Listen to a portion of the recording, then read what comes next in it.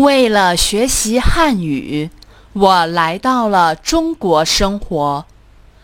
到了新环境，意味着我不得不放弃很多东西，比如我亲爱的老朋友和美丽的风景。首先，我必须学会适应陌生的环境。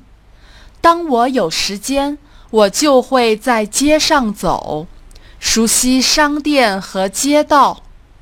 然后我发现了一些有趣的地方，比如一些小咖啡店。小店提供了很多书，我可以在里面看书。我没有多少朋友，我有点孤独。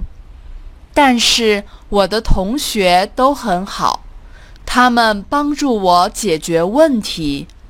现在我有了很多好朋友，感觉在中国就像在家一样。